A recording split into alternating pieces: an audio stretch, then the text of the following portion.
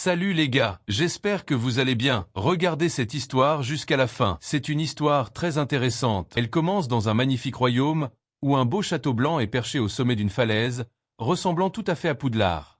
À l'intérieur, la reine est en train de nommer le nouveau seigneur de la frontière.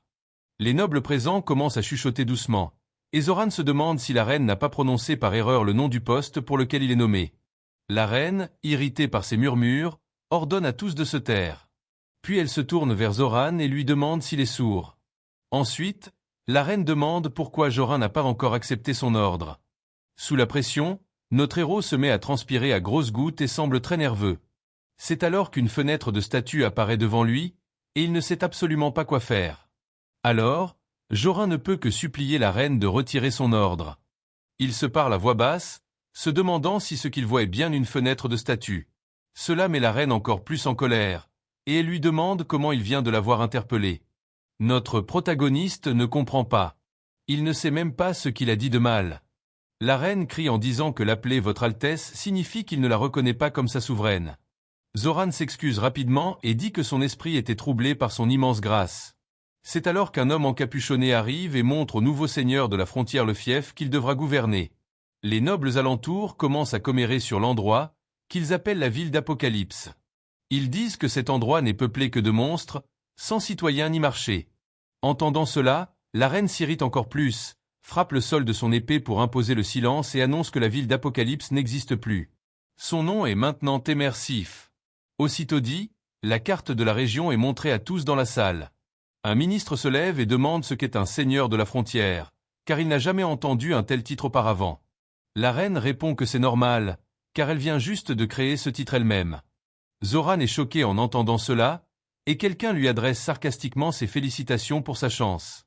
La reine dit à Zoran qu'il est le premier seigneur de la frontière de l'histoire et qu'il doit protéger ses sujets. Zoran remercie la reine pour sa grâce, et pour clore la cérémonie, la reine lève son épée. Mais au lieu de le toucher sur l'épaule, elle le frappe sur la tête avec le plat de la lame. Intérieurement, notre protagoniste se met à maudire toute la situation. Il est ensuite révélé que dans l'histoire originale du jeu, Zoran Témer était censé devenir capitaine de la garde royale. Mais à cause d'un incident, il meurt de façon tragique. Les gardes discutent du fait que depuis sa résurrection, le capitaine se comporte bizarrement et que le rituel a peut-être mal tourné. Notre protagoniste panique et se demande pourquoi, parmi tous les gens, c'est lui qui a été placé dans le corps de Zoran. Il regrette amèrement d'avoir accepté la quête qui l'a amené dans ce monde. Nous faisons ensuite un flashback sur sa vie précédente, où il était Bang Yong, un homme de 27 ans. Après la mort de ses parents 3 ans plus tôt, il s'occupait de ses jeunes frères et sœurs. C'est pourquoi il travaillait dur dans un centre logistique pour leur offrir une vie meilleure.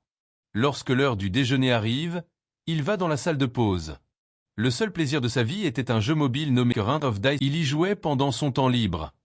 Il ouvre le jeu et choisit un personnage pour la quête quotidienne.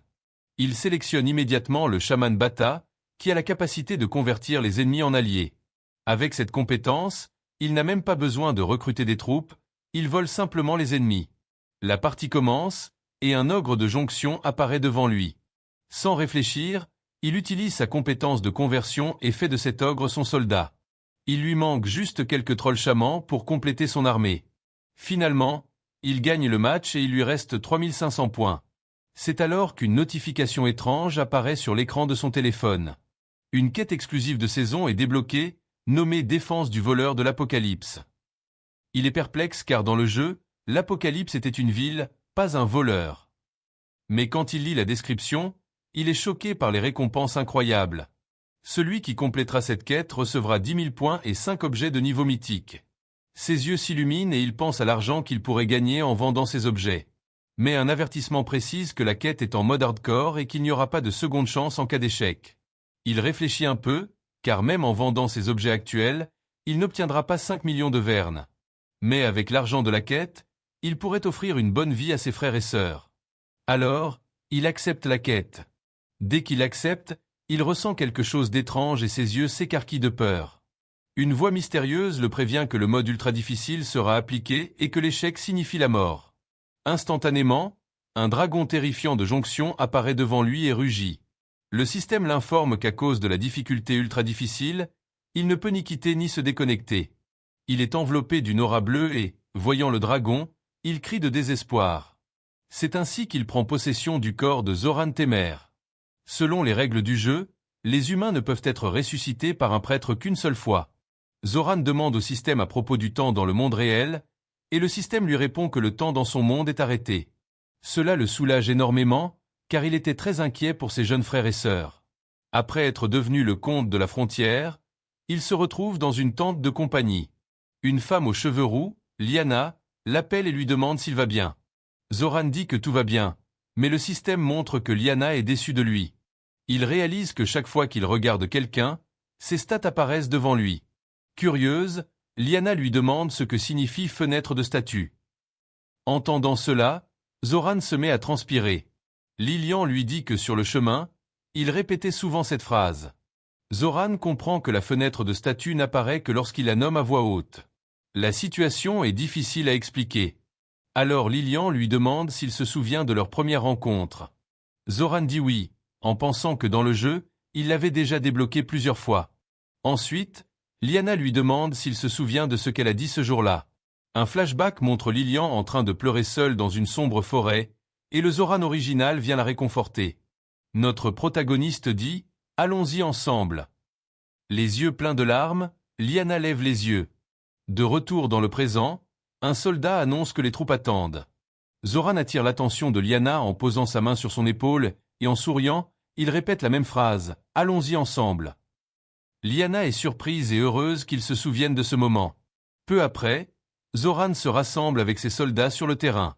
Il voit que le taux de conversion moyen des soldats n'est que de 50, ce qui est très bas. Il comprend que personne ne voudra aller volontairement à la ville de l'Apocalypse. Alors, il demande de l'aide au Zoran original, car il pense ne pas être assez éloquent lui-même. Un soldat demande ce qu'il adviendra de leur compagnie. Zoran répond que le choix d'y aller ou non leur appartiendra. Tout le monde est surpris. Zoran déclare que de nombreux nobles se sont moqués de lui, disant qu'il était exilé. Le poing levé, il demande « À quoi bon garder richesse et gloire pour soi seul ?» C'est pourquoi il crie qu'il veut partager les épreuves et les joies avec tous. Le système annonce que les soldats ont été émus et que leur taux de conversion a légèrement augmenté.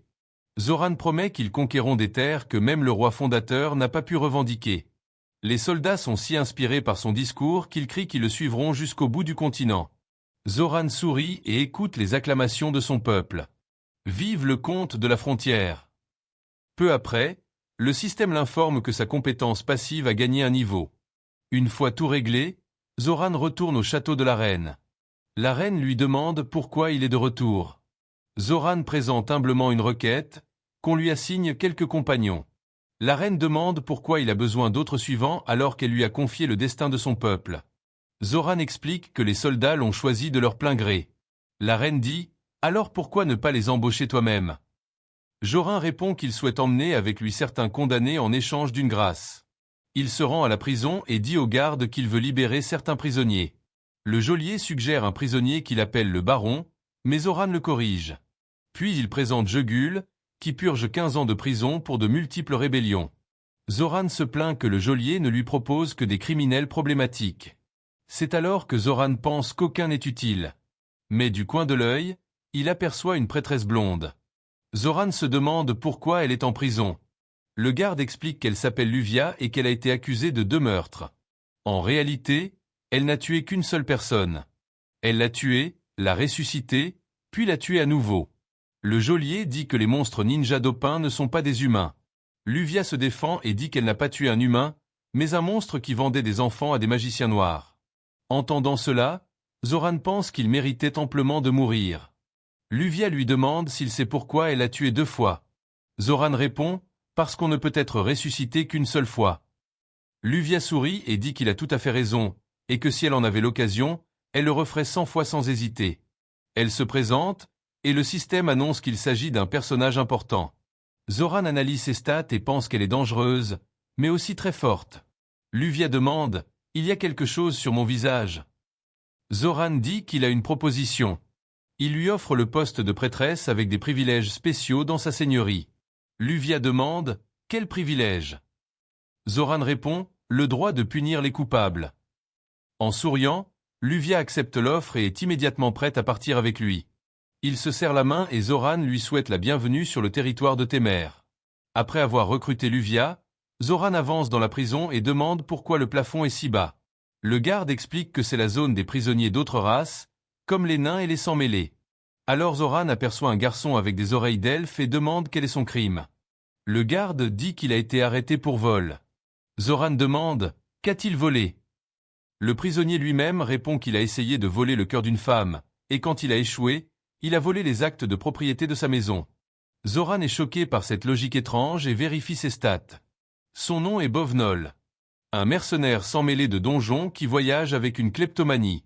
Ses compétences en éclaireur et désamorçage de pièges sont excellentes. Zoran pense qu'un mercenaire pourrait être utile et essaie de le convaincre. Il dit que 6 ans de prison seront difficiles. Bovnol se plaint que la nourriture est si mauvaise que même les gobelins ne la mangeraient pas, et que le travail forcé est épuisant. Zoran comprend que la nourriture est son point faible. Zoran a une idée et dit que s'il l'aide, il le libérera et lui garantira des repas délicieux tous les jours. Bovnol est sceptique, mais dit qu'il pourrait acheter de la nourriture à l'extérieur avec un peu d'argent. Alors Zoran demande au garde quel est le menu de ce soir. La réponse est si dégoûtante que Bovnol en est horrifié. Dans un élan de désespoir, il crie qu'il est prêt à aller sur le territoire de Zoran sans hésiter une seconde. Avec un sourire victorieux, notre héros souhaite la bienvenue à Bovnol sur le territoire de Témer. Peu après, nous arrivons au manoir que Zoran a gagné au combat en récompense de ses actions. En fait, il n'y avait qu'un majordome et une servante, et le majordome avait déjà fui de peur. Alors notre protagoniste se souvient, qui est cette seule servante restante? Dans un flashback d'il y a 4 ans, le Zoran original est en mission dans le désert. Il demande à un soldat qui sont les gens qu'ils viennent de sauver des bandits. Le garde explique que la fille aux cheveux roses refuse de partir même après avoir été libérée. Curieux, le Zoran original s'approche d'elle et lui demande si elle n'a nulle part où aller. Finalement, le Zoran original l'invite à venir avec lui et ses hommes. La fille est stupéfaite par cette invitation inattendue. De retour dans le présent, Zoran réalise que la servante est la même fille que le Zoran original a sauvée. Les yeux brillants, il se demande s'il devrait vendre le manoir pour plus d'argent. Mais la servante l'entend et pense qu'il va la vendre, ce qui met notre héros mal à l'aise. La servante s'appelle Pêche, et le système révèle qu'elle est complètement obsédée par son maître. En souriant, elle dit qu'elle le suivra jusqu'au bout du continent. Notre héros la remercie, gêné. Mais avec une expression effrayante, Pêche dit que s'il la quitte, elle le traquera jusqu'à la fin du monde. Le système l'avertit que les chances de la convaincre de le quitter ne sont que de 0,001%. Notre protagoniste se sent très mal à l'aise que cette jeune fille l'appelle sans cesse maître. Voyant son expression, Pêche s'approche et lui demande s'il ne se sent pas bien. Puis elle le tire sur ses genoux, disant qu'elle a entendu dire qu'il avait souvent mal à la tête. Zoran se sent étouffé par sa proximité et lui demande de reculer un peu. Pêche est choqué par ses paroles et ne comprend pas pourquoi il est si froid. Zoran essaie d'expliquer qu'il a juste besoin d'un peu d'espace personnel pour respirer, et lui demande d'arrêter de l'appeler maître. Mais Pêche commence à avoir une grosse crise. Il semble que la conversation ne mène nulle part. Alors Zoran change de stratégie et dit qu'il comprend son cœur. En entendant cela, la servante se calme et accepte de suivre ses ordres. Notre héros la remercie pour sa loyauté et dit qu'il doit lui dire quelque chose d'important. Finalement, il révèle que leur voyage sera long et que leur destination est un véritable repère de monstres. Il l'avertit que le confort qu'elle a trouvé dans cette maison ne sera plus. En outre, elle devra faire face à des épreuves qui dépasseront de loin le simple fait de s'occuper de lui, et il ne la forcera pas.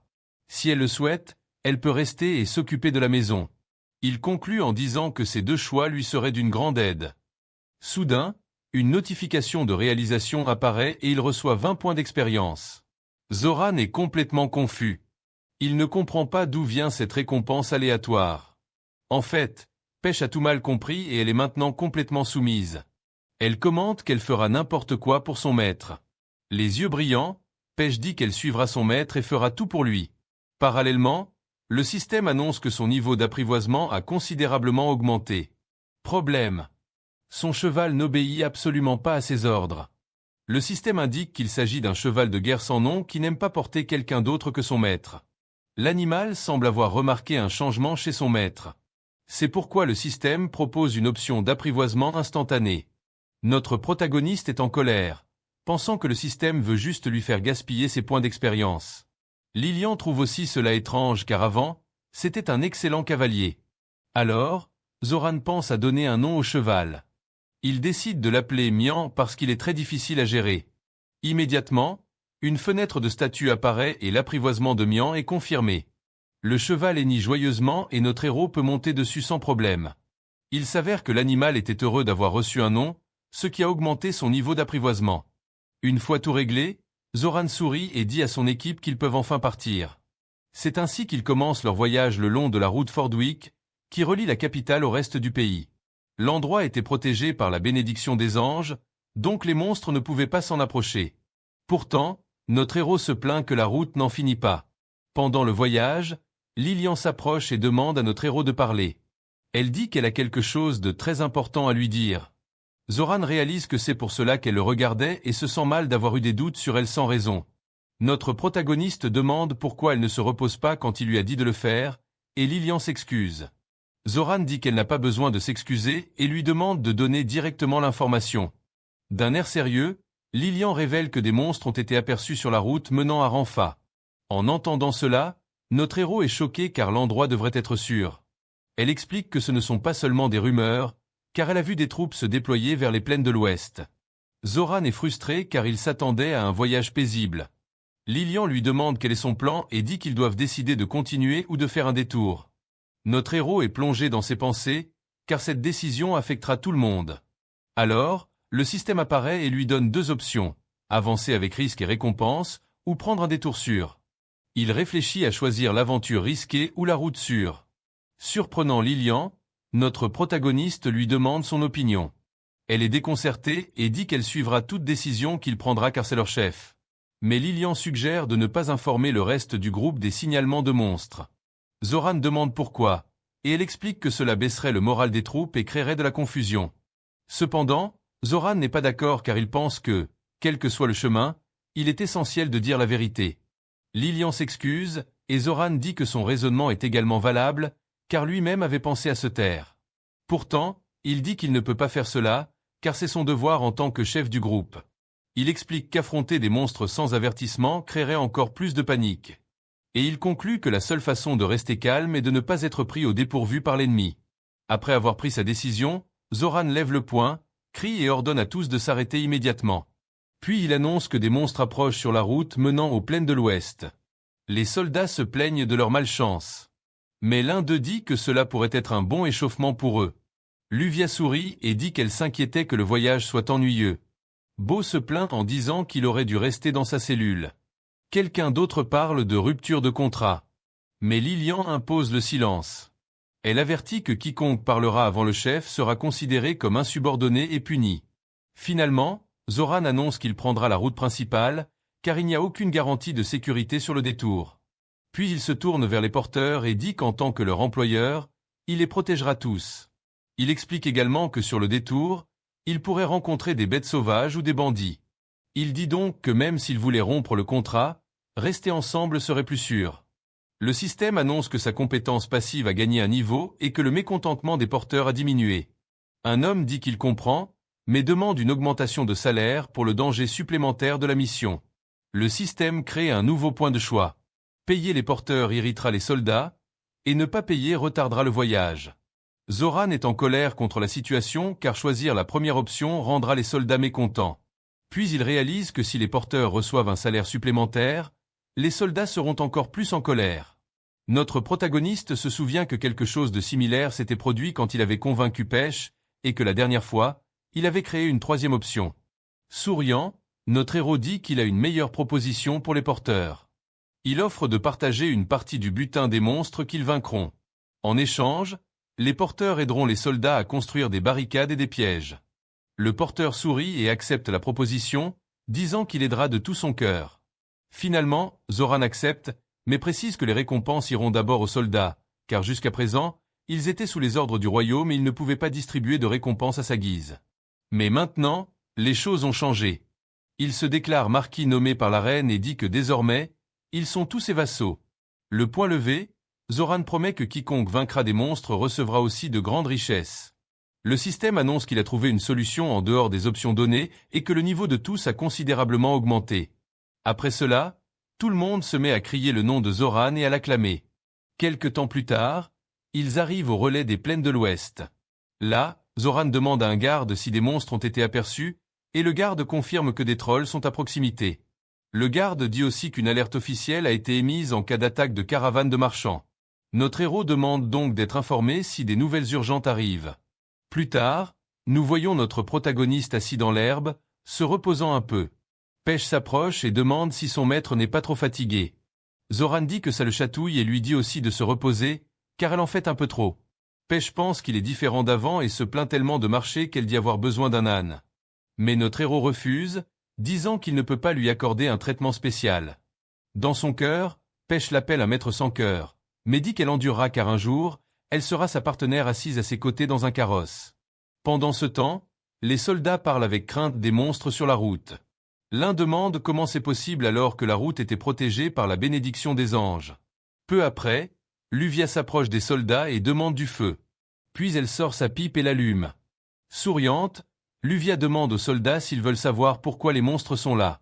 Elle explique que les anges n'ont pas fait correctement leur travail et sont devenus négligents. Elle dit de ne pas s'inquiéter de la foudre, car elle peut ressusciter n'importe qui frappé par la foudre. Un soldat demande ce qui arriverait si le prêtre était frappé par la foudre, et sa réponse est assez sinistre. Après cette réponse terrifiante, les soldats sont très effrayés par cette prêtresse folle et s'enfuient. La prêtresse reste assise et pense à l'histoire de la foudre. Elle se plaint que si les anges étaient compétents, la foudre tomberait sur les monstres et pas sur elle. Ensuite, la prêtresse se tourne et offre sa pipe à notre protagoniste. Notre héros prend la pipe et pense que ses frères et sœurs seraient horrifiés s'ils le voyaient. Mais il se souvient que ce n'est pas son vrai corps. Luvia demande à Zoran ce qu'il pense des monstres sur la route. Notre héros pense que la réalité et le jeu ont fusionné, mais il ne peut pas lui dire la vérité. La prêtresse explique qu'une bénédiction vieille de 500 ans ne peut pas durer longtemps sans entretien. Zoran est d'accord. Ensuite, Luvia lui demande ses parents, et Zoran dit qu'ils sont morts dans un accident. Luvia s'excuse et demande si ce sont des monstres qui les ont tués. Il confirme et pense qu'un criminel avec 4 condamnations antérieures ne peut être considéré comme humain. C'est pourquoi la prêtresse dit qu'ils ont quelque chose en commun. Notre protagoniste sourit, acquiesce et dit qu'ils devraient faire du bon travail ensemble. Soudain, Zoran lève le poing et crie à tout le monde de s'arrêter. Lilian est surprise par cet ordre soudain et demande ce qui se passe. C'est alors qu'une quête apparaît, protéger les chariots du monstre homme-dragon Annie. Notre héros reconnaît le nom et se souvient que dans le jeu, c'était un fléau très ennuyeux. Il s'avère qu'il s'agit de monstres semblables à des cerfs qui ralentissent les ennemis en hurlant. Zoran se plaint que le système ne précise pas d'où ils viennent, mais il aperçoit un mouvement. Le mouvement des feuilles lui semble étrange car à ce moment-là, il n'y a absolument pas de vent. La tension est palpable et chaque membre du groupe est en alerte maximale à cause de cette situation inattendue. Alors notre héros crie que des Madronanians sont à proximité et donne des ordres aux troupes. Les soldats obéissent et forment un cercle de lances pour protéger les chariots. Il ordonne enfin aux archers et à Pêche de se boucher les oreilles avec du coton mouillé. Zoran ordonne aux 2e et 3e escouades de l'accompagner en formation de recherche. Puis il crie à Buna de lancer une pierre dans les buissons pour faire sortir les monstres. Suivant l'ordre, Buna jette une pierre dans les buissons. Aussitôt, un Madronanian sort de sa cachette. Notre protagoniste est terrifié par le cri déchirant de la créature. Le monstre court vers eux et Zoran crie à la cavalerie d'attaquer. Mais soudain, notre héros s'arrête et commence à penser à quelque chose d'important. Il se rappelle qu'il n'a jamais utilisé d'épée de sa vie et est complètement désespéré. Même dans la panique, Zoran pense que toute cette situation est absurde. Lilian, debout à côté de lui, ne comprend pas et se demande comment tout cela va être géré. Pendant ce temps, les soldats au sol commencent à crier de douleur à cause du hurlement du monstre. Alors notre héros réalise que, même avec du coton, le son les affecte. Le système annonce qu'un de ses traits s'est activé, ce qui annule le son pour lui. Mais il se souvient que cette capacité ne s'applique pas aux montures. Désespéré, Zoran crie à Luvia de protéger rapidement les chevaux. Mais il est déjà trop tard, car le monstre a déjà eu un effet sur eux. Le cheval de Luvia se cabre de terreur pure, et le cheval de notre protagoniste panique aussi à cause du bruit. L'animal se met à fuir de façon incontrôlable dans la forêt. Zoran est traîné avec lui et ne peut arrêter la bête. Mian se met à ruer pour essayer de désarçonner Zoran. Soudain, le mouvement fait perdre l'équilibre à Zoran et le cheval le projette en l'air. Finalement, notre protagoniste est catapulté dans les airs et hurle de désespoir. En plein vol, notre héros fait face à un Madronagnan qui le fixe de ses yeux rouges. Le visage rempli de peur, Zoran laisse échapper un cri de pur désespoir. Mais, à sa grande surprise, il atterrit directement sur le monstre. Il le vainc, gagnant ainsi de l'expérience et un accomplissement. Le système le félicite même pour avoir vaincu un boss, et notre héros reste complètement sans voix. Mais il réalise alors qu'il est entouré de nombreux autres Madronagnans qui appellent leur chef. Les yeux des créatures sont remplis de haine pure et Zoran se remet à transpirer à grosses gouttes. Soudain, ses soldats arrivent et crient qu'ils protégeront leur seigneur coûte que coûte. Avec ce soutien, notre héros se relève et pense qu'il va maintenant donner une leçon à ces monstres. Le système explique que les monstres ont peur parce que leur chef a été vaincu. Il pourrait aussi essayer de les apprivoiser, mais les chances de succès ne sont que de 40%. Malgré le défi, notre protagoniste crie et utilise sa compétence de réformation. Avec cela, il apprivoise 2 Madronagnans qui deviennent immédiatement ses nouveaux alliés. Zoran ordonne ensuite à ses nouveaux compagnons de crier sur la ligne de front. Obéissant à l'ordre, les 2 créatures se mettent à hurler de toute leur force contre le reste du groupe. Les monstres sont complètement terrifiés par le hurlement de leurs anciens camarades. Épée en main, notre héros se prépare à combattre les monstres. Il charge vers ses ennemis avec une incroyable vitesse. Souriant, Zoran célèbre le fait que sa tactique de jeu fonctionne parfaitement. Le système explique que le cri des monstres apprivoisés peut blesser les ennemis. Maintenant, avec une pleine confiance, il manie son épée sans aucune peur. Notre héros est surpris lorsqu'il réalise que l'épée semble légère comme une plume. Il comprend que l'épée n'est pas légère, mais qu'il est devenu incroyablement fort. Notre protagoniste se souvient que le Zoran original était un chevalier très puissant. Le système l'informe que sa force physique s'est additionnée à celle du corps de Zoran. Essentiellement, sa force maximale est maintenant 3 fois supérieure à celle d'un humain normal. Souriant, il célèbre le bonus de force obtenu en prenant possession du chevalier. Zoran est un peu confus par ce nom étrange donné par le système. Immédiatement, les Madronagnans commencent à être touchés par les attaques, et voyant l'avantage, Zoran crie à ses hommes d'attaquer de toute leur force. Mais les monstres apprivoisés refusent d'attaquer parce qu'ils sont encore liés. Zoran est perplexe car cela ne se passait pas ainsi dans le jeu et se demande si l'apprivoisement n'a pas échoué. Mécontent, il dit aux créatures de rester en arrière et de ne crier que lorsqu'il est en danger. C'est alors que Lilian crie de désespoir et avertit Zoran du danger. Un Madronagnan court derrière Zoran pour l'attaquer. Mais Lilian ne perd pas de temps. Elle prépare sa lance et d'un bond, frappe directement la tête de la créature. Cependant, le hurlement du monstre draine la force des soldats à proximité. Zoran comprend qu'ils doivent en finir rapidement et ordonne à tout le monde de viser la gorge. Un monstre, avec du sang coulant de son front, laisse échapper un autre cri puissant. Notre héros ordonne à ses nouveaux alliés de crier. Le premier cri sort au moment parfait. Zoran sourit car se battre avec un support qui inflige des debuffs est très utile. Il continue de coordonner les attaques. Il en fait crier un tandis que l'autre attend. Et ainsi, un autre Madronagnan lâche un cri déchirant sur les ennemis. La tactique fonctionne parfaitement et le monstre, touché, s'effondre au sol. Il est vaincu. Lilian est complètement déconcerté et demande pourquoi les monstres se battent entre eux. Notre héros dit qu'il expliquera plus tard et lui dit de ne pas attaquer les 2 qui se sont séparés. Pendant ce temps, les autres Madronans sont à terre après la bataille. Mais soudain, notre protagoniste remarque que certains monstres fuient et se demande où ils vont. Il s'avère qu'ils courent vers les chariots de ravitaillement. Voyant le danger, Zoran crie à tout le monde de les poursuivre et de protéger les chariots. Pour agir rapidement, Zoran crie à un monstre apprivoisé de le laisser le chevaucher. La créature est confuse par la demande, et notre héros explique qu'il en a besoin pour la poursuite. Lilian est surprise et ne peut croire ce que fait son seigneur. Étonnant tout le monde, Zoran monte sans problème sur un Bambi adulte. Souriant, Zoran dit qu'il faut improviser quand on n'a pas de cheval. Ainsi, notre protagoniste, monté sur la créature, s'élance pour rattraper les monstres. Pendant ce temps, un soldat crie à l'avant-garde de se positionner pour protéger les chariots. Buna, sur le chariot, se prépare à attaquer les monstres qui approchent. Buna crie qu'ils ont choisi le mauvais adversaire. Puis, il lance une pierre de toutes ses forces qui frappe un Madronagnan en pleine gueule. L'impact fait s'effondrer la créature au sol, vaincue. Mais les autres Bamj maintiennent leur posture et continuent d'avancer vers les chariots. Les soldats prennent immédiatement une position défensive avec leurs lances.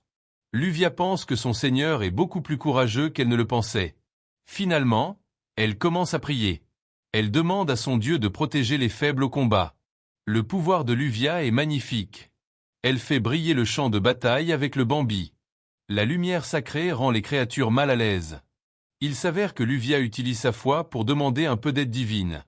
Les yeux brillants, elle achève sa prière et libère un immense pouvoir. Immédiatement, plusieurs rayons de lumière tombent du ciel comme des frappes aériennes. Les Madronans, touchés par la puissance céleste, sont étourdis. Profitant de l'occasion, Zoran crie à ses hommes de construire des barricades et d'encercler les monstres. Il pousse rapidement les chariots pour former un mur afin de coincer les ennemis. Un Madronanian réalise qu'il est pris au piège et panique. Il s'avère que les chariots avaient été modifiés avec un secret spécial pour la bataille. Maintenant, plusieurs lances pointées les attendent, coincés dans l'impasse. Souriant, Zoran souhaite la bienvenue aux monstres dans sa ferme de cerfs. Il révèle que ce ne sont pas des chariots de guerre, mais des chariots épais. Une fois tout le monde prêt, notre protagoniste crie avec excitation pour commencer le combat. Mais ces monstres apprivoisés se plaignent, et Zoran les réprimande. Il dit qu'ils ressemblent à des chiens affamés. Épée levée, il sourit et dit au revoir aux monstres. Mais il s'arrête quand il voit un monstre avec un niveau de conversion de 12 et lui propose de l'épargner. Notre héros attrape la créature et la souhaite la bienvenue sur son territoire. Il pense que c'est exactement comme un jeu gacha et qu'il va leur faire un travail excessif. Notre héros crie à Lilian et à ses hommes de ne pas tuer les monstres car il va les convertir. Inquiète, Lilian s'approche et demande si son seigneur se sent bien. Zoran l'assure qu'il va bien. Mais Lilian dit qu'elle parlait de sa tête. Elle demande si l'effet de la résurrection ne l'a pas rendu fou, puisqu'il veut autant de monstres comme alliés. Les soldats sont aussi perplexes et trouvent l'idée d'apprivoiser les monstres très étrange. En même temps, le système l'avertit que s'il ne les convainc pas tous, leur niveau de conversion baissera. Agacé, notre protagoniste dit qu'il le sait déjà. Puis il remarque quelque chose dans sa main. Il voit la fourrure du monstre sur son gant et pense qu'elle est douce et pourrait être très utile. Zoran rassemble tout le monde et dit que même si l'idée semble ridicule, ils doivent l'écouter. Il explique qu'après sa résurrection, il a éveillé une nouvelle capacité spéciale. Finalement, notre héros révèle qu'il peut convertir les monstres et, pour le prouver, appelle ses nouveaux alliés. Les deux mâles s'approchent, et les soldats pensent qu'ils ont l'air si étranges. Le système informe que les créatures sont terrifiées par les regards de massacre des soldats. Zoran les calme et promet que s'ils se comportent bien, ils recevront de la nourriture savoureuse.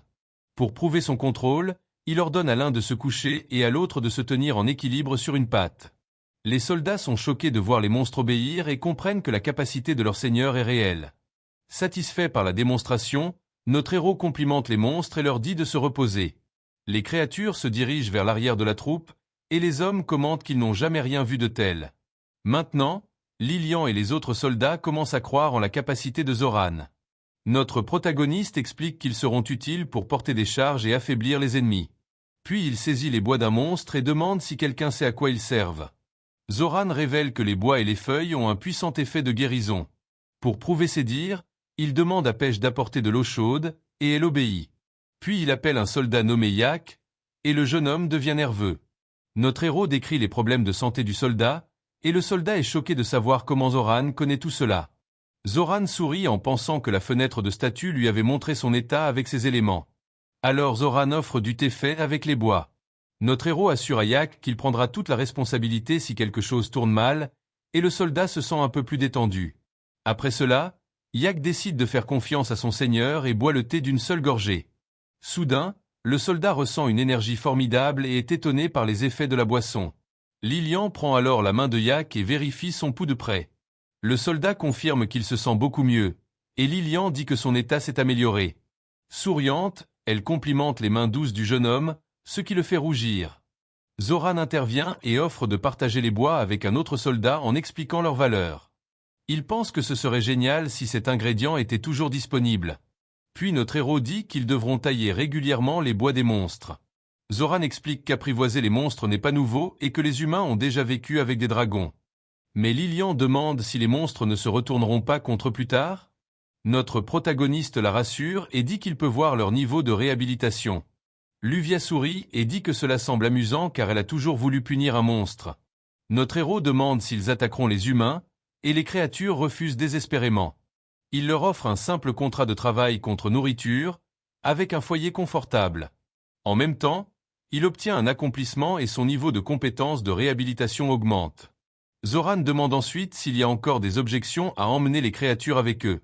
Finalement, la mission est accomplie avec succès et notre héros reçoit de nombreux points. Notre héros pense que la réhabilitation ne rapporte pas de points, mais il s'en moque. Il félicite donc tout le monde et annonce une grande fête pour célébrer. Mais soudain, quelqu'un demande si la viande qu'ils vont manger vient des monstres. Lilian explique qu'il est nécessaire d'enlever les corps pour éviter d'attirer d'autres créatures. Elle explique que la viande pour le dîner est en train de rôtir. Notre héros assure à tous qu'il ne leur fera jamais manger quelque chose qu'il ne mangerait pas lui-même. Pendant ce temps, le cuisinier Jerry se plaint qu'il doit cuisiner de la viande de monstre.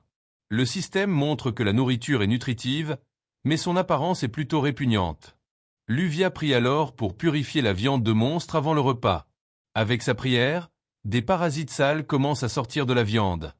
Zoran goûte la viande et dit qu'elle est plus comestible qu'elle n'en a l'air.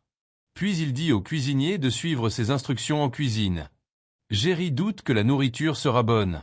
Mais notre héros se plaint seulement de sa tique. Notre protagoniste lui dit de séparer la graisse attachée au ventre. Ensuite, il dit d'envelopper la graisse autour du filet, et Jerry pense que c'est du gaspillage. Il attache la viande avec de la ficelle et ajoute quelques herbes pour l'assaisonnement. Ensuite, notre héros place le filet sur une plaque de fer et le fait rôtir. Zoran dit d'attacher les côtes avec quelques oignons entiers. Puis notre protagoniste décide que la viande sera servie saignante à tout le monde. Mais le cuisinier se plaint, et Zoran, agacé, lui dit d'arrêter le bruit. Plus tard, notre héros prend un pot et pêche, curieuse, demande ce qu'il y a dedans. Il révèle que c'est de la sauce soja et pense qu'il aurait dû acheter plus de kimchi. Le cuisinier trouve l'assaisonnement dégoûtant et doute que le maître l'aime. Mais Zoran dit que le goût de la résidence des voleurs est le plus important. Il ajoute aussi de l'alcool et du thé dans le pot, et Pêche pense que c'est de la magie noire. Puis notre protagoniste dit à Pêche de presser quelques fruits pour l'assaisonnement. Le cuisinier annonce que la viande est grillée, et Zoran lui dit de la laisser reposer.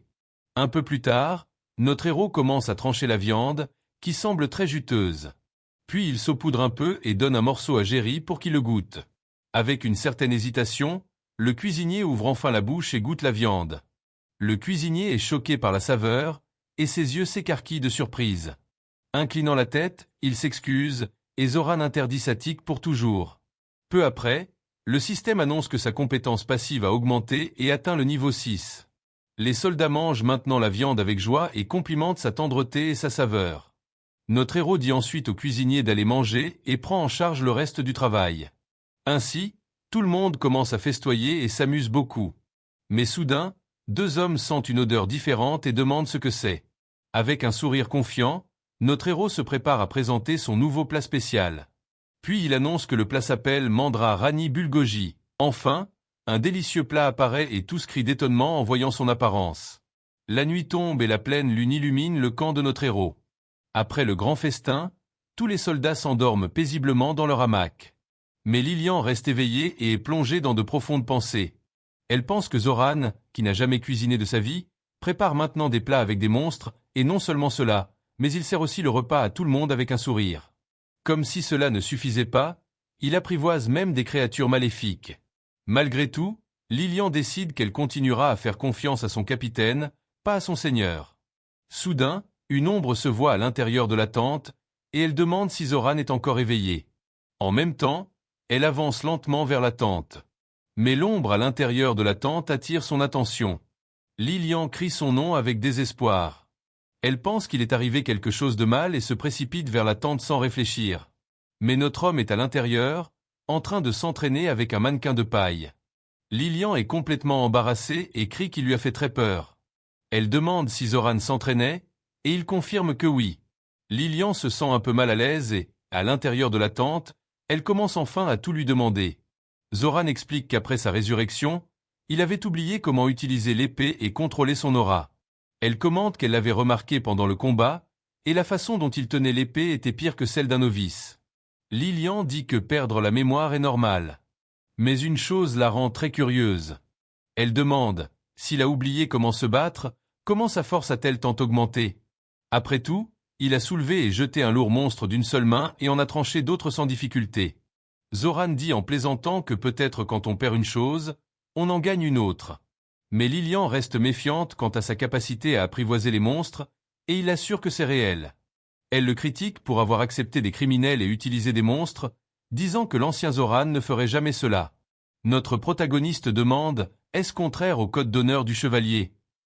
Et avec un visage sérieux, Zoran répond lui-même à sa question. L'honneur ne nourrit pas les gens et ne les protège pas. Lilian essaie de discuter, mais notre héros l'interrompt. Il pose son épée sur le côté pendant un moment. Finalement, Zoran dit qu'il comprend sa confusion, car lui-même est confus par tout cela.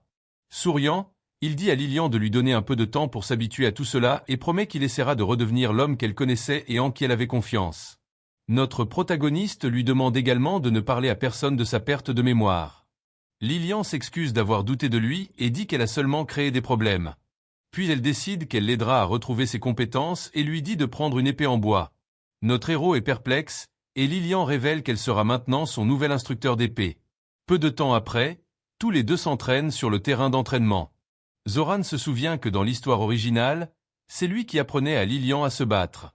L'épée en bois à la main, Lilian dit qu'elle lui rendra toutes les leçons qu'il lui a enseignées et attaque Zoran. Mais la leçon se termine avec un bon coup sur la tête de notre protagoniste. Plus tard, Pêche s'occupe de la bosse sur sa tête et dit qu'elle ne pardonnera jamais à Lilian de l'avoir blessé. Zoran lui dit de se reposer, mais la servante demande si elle ne peut pas rester avec lui. Il demande en plaisantant si elle veut mélanger le reste de la marinade du bulgogi, et Pêche le traite de méchant. Seul, notre héros s'étire et se plaint que tout son corps lui fait très mal. Mais il est satisfait car il a réussi l'entraînement et compris les bases du contrôle de l'aura. Notre héros pense que sa force est grande, mais sa technique est complètement nulle. Il pense donc que son épée n'est bonne que pour la défense, pas comme arme principale. Il rejette les armes de mêlée et d'incendie et décide qu'il a besoin d'une vraie puissance de feu. Puis il a l'idée de créer un canon à main qu'il pourrait porter avec sa force. Souriant, notre héros pense que cette idée est parfaite car il n'aurait pas à combattre en combat rapproché. Soudain, le système débloque une compétence passive appelée Nation de l'artilleur. Zoran est heureux car il a servi dans l'artillerie, mais il s'inquiète pour les matériaux pour fabriquer l'arme. Le système l'informe que sa seigneurie est riche en minéraux, y compris des pierres de mana. Zoran se souvient qu'il en possède une, mais il lui faut quand même la technologie. Le système lui suggère alors de recruter des ingénieurs nains ou des mages pour l'aider. Il se souvient avoir vu des nains dans la prison et pense qu'un mage serait très utile. Le système l'avertit qu'il devra bientôt choisir l'un de ces deux. Alors qu'il se plaint encore, un soldat arrive en courant avec un rapport d'urgence. Le garde signale que des trolls et des gremlins sont apparus près de deux villages voisins. Finalement, il dit qu'ils ont besoin d'aide immédiatement, et cette nouvelle inquiète notre héros. Arrivé au village, notre héros se retrouve face à un troll géant.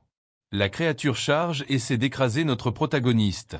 Il sait qu'un coup direct briserait son crâne, et il se souvient des leçons de Lilian sur la façon de bouger. Utilisant ce qu'il a appris, il esquive l'attaque et charge le monstre de toutes ses forces. Notre protagoniste inflige une entaille à l'épaule de la bête, mais il sent qu'il a porté le coup un peu trop tôt. Zoran pense que cette créature est plus coriace qu'un madronagnan, et ça disparaît au moindre faux pas. Son épée brille d'une aura bleue qu'il apprend à contrôler. Le troll se met en colère et prend une hache pour continuer le combat avec encore plus de rage. Notre héros est choqué de voir que la coupure qu'il a infligée guérit déjà à une vitesse surnaturelle. Il décide donc de profiter de la longueur de son épée et pense à porter de petites frappes rapides. Avec cette nouvelle tactique en tête, notre homme commence à bouger très vite. Puis il déchaîne un coup rapide et puissant avec son épée. Le monstre est touché. Mais Zoran réalise que la créature veut échanger des coups car elle guérit rapidement. Maintenant, notre héros comprend la tactique de l'ennemi et se demande quoi faire.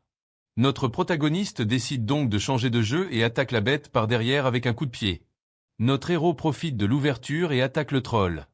Puis il se prépare pour un autre coup, visant directement le cou du troll. Son attaque est très efficace et terrasse le gobelin. Le monstre géant s'effondre au sol et la bataille est enfin terminée. Notre héros voit le soldat Yak à terre et court à son aide, inquiet.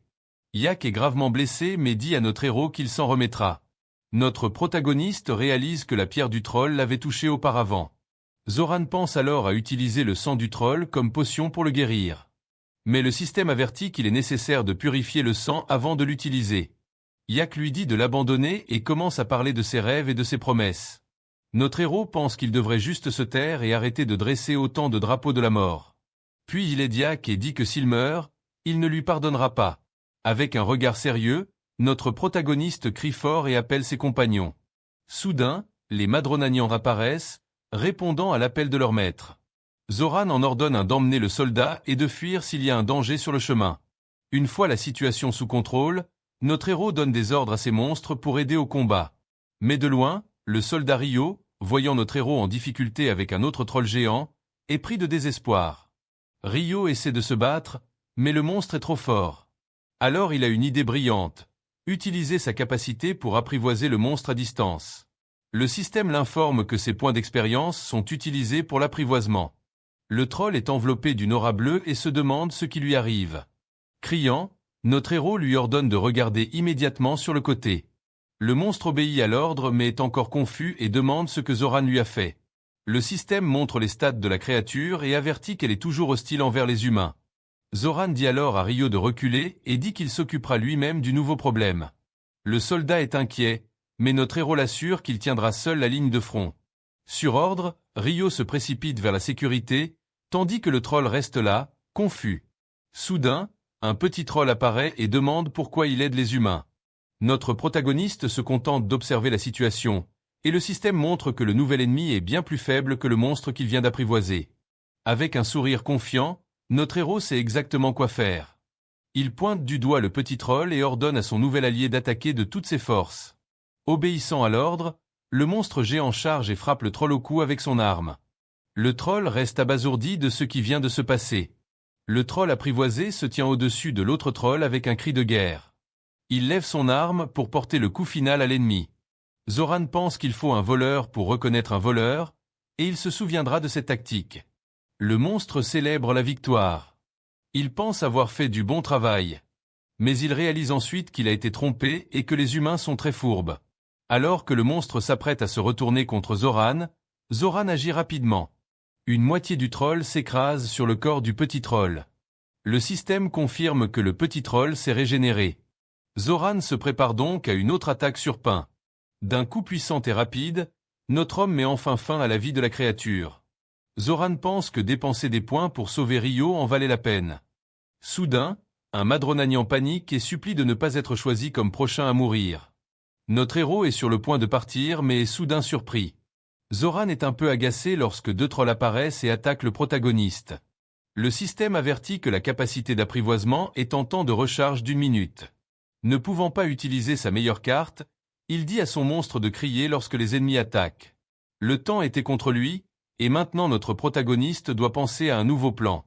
Mais de loin, notre héros voit une silhouette étrange s'approcher au milieu du chaos.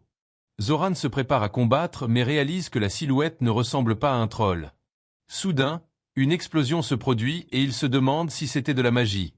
Notre homme regarde autour de lui car il n'a jamais entendu parler de magie dans ce village. Peu après, une voix rauque demande ce qu'il regarde. Zoran est choqué lorsqu'il voit que celui qui parle est un nain qui se tient juste devant lui. Pendant ce temps, le troll à terre murmure le nom Truard avant de s'évanouir. Zoran se souvient qu'il doit tuer le monstre avant qu'il ne se régénère.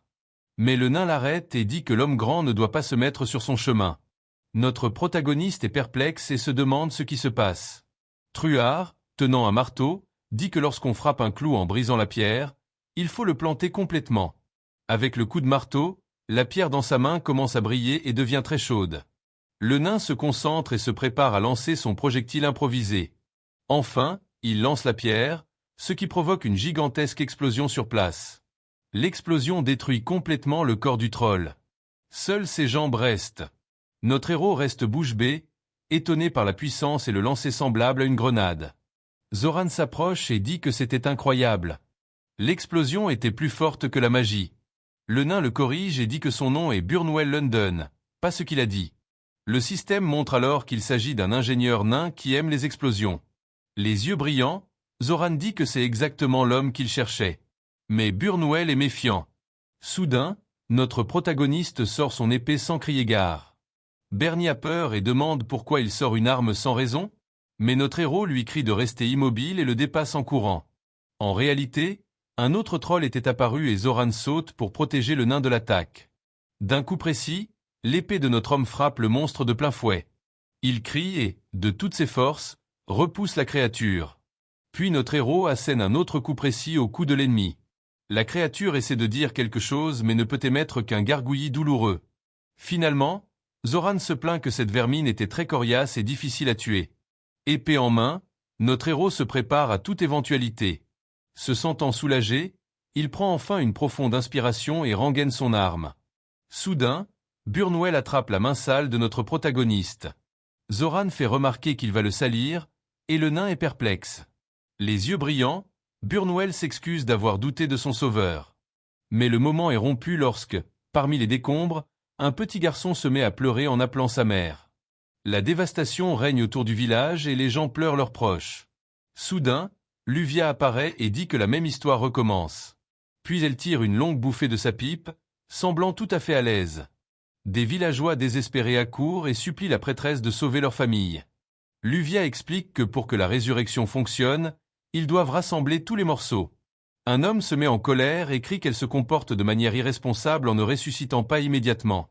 Voyant la confusion augmenter, Zoran décide qu'il doit intervenir. Il dit à tous de rester calmes et explique que le pouvoir de résurrection consomme de l'énergie et que Luvia ne peut pas tout faire seule. Zoran dit qu'il comprend leur douleur et que les 5 chevaliers arriveront pour aider avant midi. Le système explique qu'ensemble, ils peuvent effectuer des résurrections de masse, mais pas sur ceux qui ont déjà été ressuscités. Finalement, Zoran leur dit de prier pour ceux qui sont partis et les assure que ses troupes protégeront le village. Buna apparaît alors et réprimande les villageois de ne pas se plaindre de ceux qui les sauvent. Après la réprimande, les villageois se taisent complètement et baissent la tête de honte. Avec ce discours, tout le monde se calme et remercie le comte et ses hommes pour leur aide dans la bataille. En même temps, une notification apparaît et la compétence passive de notre héros augmente, atteignant le niveau 7. Plus tard, à l'intérieur de la tente, Zoran parle à Burnwell, qui lui demande son nom.